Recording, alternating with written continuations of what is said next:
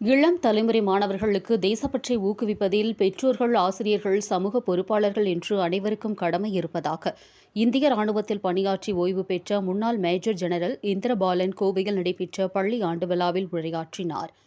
கோவை மணியக்காரம் பாளையம் பகுதியில் உள்ள கேம்ஃபோர்டு சர்வதேச பள்ளியில் 15வது பள்ளி ஆண்டு விழா மற்றும் நிறுவனர் தின விழா கேம்ஃபோர்டின் பள்ளி வளாகத்தில் நடைபெற்றது.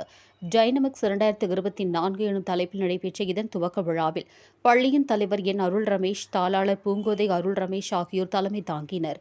விழாவில் முன்னதாக பள்ளியின் கடந்த ஆண்டிற்கான செயல்பாடுகளை முதல்வர் பூனம் சியால் வாசித்தார். விழாவிற்கு சிறப்பு விருந்தினராக இந்திய ராணுவத்தில் பணியாற்றி ஓய்வு பெற்ற முன்னாள் மேஜர் ஜெனரல் இந்திரபாலன் கலந்து கொண்டு மாணவ மாணவிகளிடையே உரையாற்றினார்.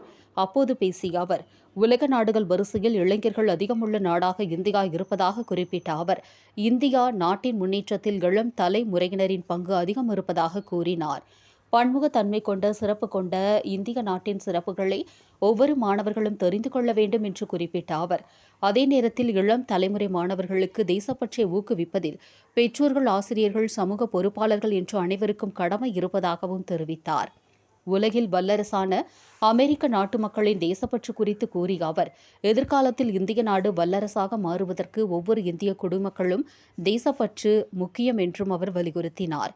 தொடர்ந்து அவர் கேட்டுக்கொண்டதற்கு இணங்க இந்திய ராணுவத்திற்கு மரியாதை செலுத்தும் விதமாக அரங்கில் கூடியிருந்த மாணவர்கள், பெற்றோர்கள் உட்பட 1000க்கும் மேற்பட்டோர் எழுந்து நின்று ஜெய்ஹிந்த் என்று முழக்கமிட்டனர். தொடர்ந்து நடைபெற்ற நிகழ்ச்சியில் சிறந்த மதிப்பெண்கள் பெற்ற மற்ற மாணவ மாணவிகளுக்கு சான்றிதழ்கள் வழங்கி கௌரவிக்கப்பட்டது. விழாவில் மாணவ மாணவிகள் இணைந்து நடத்திய கலை நிகழ்ச்சிகள் பார்வையாளர்களை வெகுவாக கவர்ந்தது.